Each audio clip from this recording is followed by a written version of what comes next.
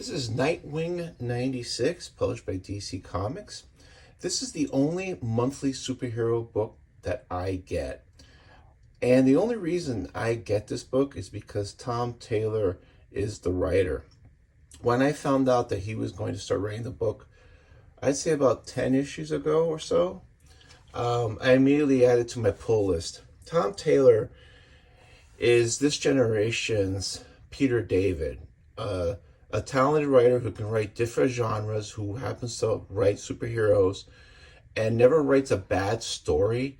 At his worst, Tom Taylor is entertaining and fun to read. At his best, it's really good. So that's the reason why I got the book, and just wanted to kind of go through some of it because there's a lot of things here that I like that I wish more superhero comics would do.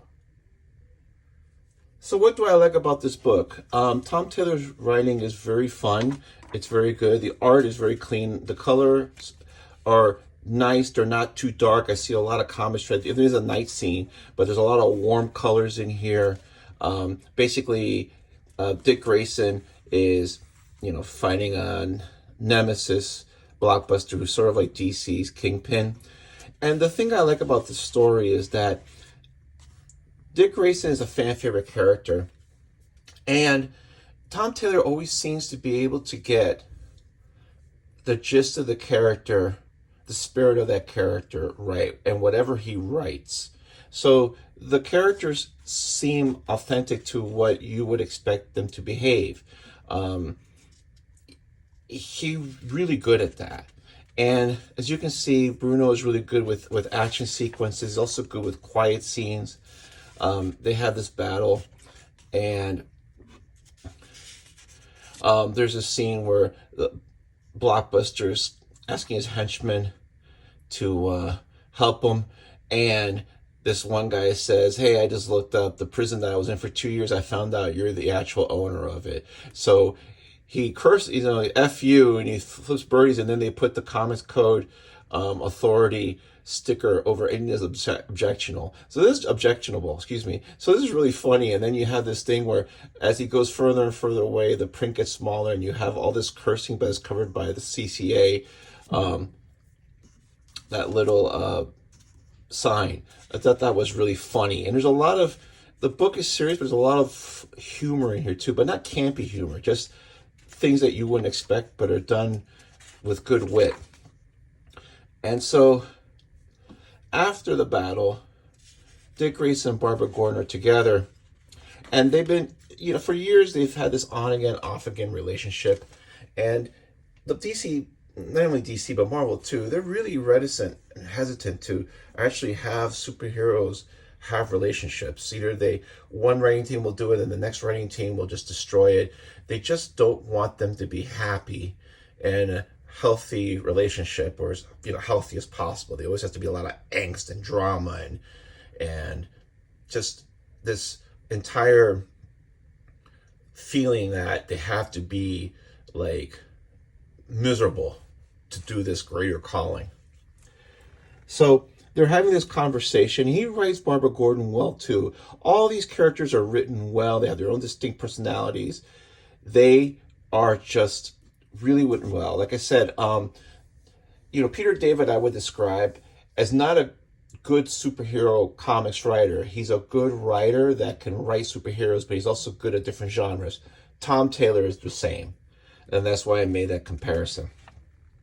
So they're having this discussion about, after everything's over with this battle, their future.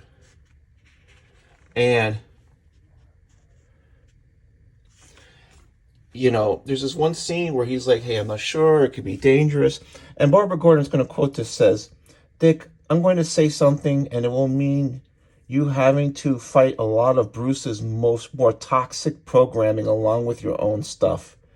You are allowed to be happy. And frankly, so am I." So they actually acknowledge that being raised by Bruce is not like the most normal upbringing, and that she's telling him, you're going to have to undo a lot of that programming where you don't think you're allowed to be happy because Batman isn't happy, and to be superhero of the streets and all that, you can't be happy. And she's like saying, no, that's BS. And he asks, are you happy? He goes, yeah, I'm happy. He goes, well, I'm happy too. So they decide, okay, we're gonna stay together. Instead of doing that whole, no, I love you, but I don't want you to be in danger. If something happened to you, I would never forgive myself, so I must do this alone. That whole trope that's been done to death. Here they're like, we'll just work it out together. And they have this nice little scene together where they're kissing with this kind of little sunset and almost like a little heart shape here. This little thing elevates it to a level where it's a little bit less campy and a little bit more like, oh, you're not doing that same old thing where you can't be together and be happy because you're pursuing this calling, and this calling means that you can't do anything else in life and have any happiness. And I just liked that. I wish more comics would do that. I wish more publishers would be allowed to do that. And then you have this scene where the bad guy gets away, but there's been this other villain who's been lurking here, and so he offs him. Is he dead? We don't know. But again, as I said, what I like about the story is that not a ton happens, but it's not decompressed like a Brian Michael Bendis book where like something happens and then the character spent the next 2 issues talking about what happened. This is, a nice steady pace of storytelling. The story moves along. It's not too cramped. It's not too rushed. It's not too long. It's just right. And it has a light tone, not like a wink at you kind of like, kind of thing. It's got a lighter tone. It's not this whole grim and dark and gritty and angry thing. And I like that. I'm not getting into a whole backstory of the series because that would take like about 10-15 minutes. But it's a really entertaining, solid book every month.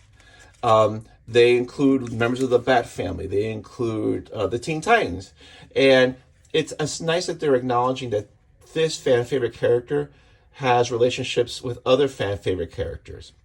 Wally West was in a 2-part story, and Wally West is another favorite. And I'm so glad that they're giving somebody like Tom Taylor Dick Grayson after Dan DiDio ruined him by getting shot in the head and having his memory affected, and he became Rick Grayson, Rick R-I-C, like Ric Flair, and he was like a cabbie or something. It's just like made no sense at all. I mean, why Dan DiDio would take fan favorite characters and take a giant shit on them for no real reason, because you're just taking money off the table. And that I will never understand. I mean, you're I don't know what he's trying to prove, but it's good that at least DC got smart and said, okay, there's certain characters that fans love. Let's put some good teams on them. And that's it. And the thing is, at the end, coincidentally, at the end of this book, and I just love this art. I love that it's detailed, but it's not overly drawn. There's not a ton of lines, not a lot of cross-hatching. The colors does a really great job here.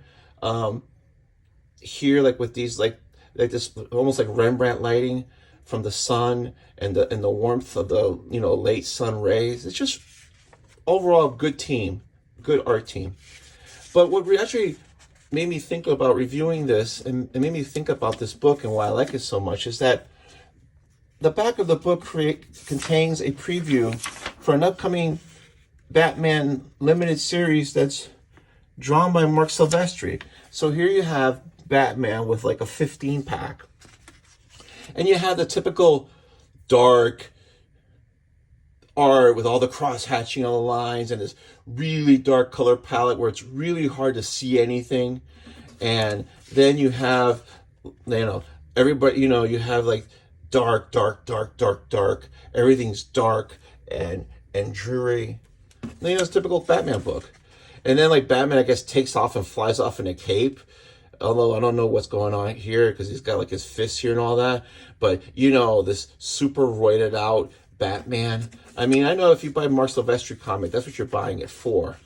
But I'm over that, man. I mean, at this stage of the game, I just want a nice, solid story. I don't need to see another Dark Batman story with Harley Quinn and just the Joker and just, everything looks like it was like shot with a candle at 4 a.m. in a parking garage in the Bronx when the power's out. It's just redundant, and that's the reason why I don't really read superhero comics. It's just the same old, same old.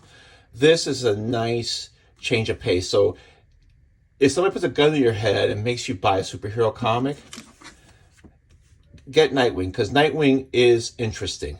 It's fun. It's light. This is not Watchmen. This is not Akira. It's not supposed to be. It's supposed to be good storytelling. It's supposed to be drawn well. It's supposed to be colored well. And it's professionals doing a professional job. And it's good. That's why I continue to buy it. As critical as I am of comics, I can say that this is the best superhero book by far on the market. So that's it. I'm sure trades are out now. You can probably pick up a trade pretty cheap. Give it a shot, or just give one issue a shot. It's got that also that's written where you can pick up an issue and not be totally lost in what's going on if you didn't read the prior issue. It's just really well written. Anyway, I hope you enjoyed this. Give it a shot. This is one of the very few times I will ever recommend a modern superhero comic. Thanks.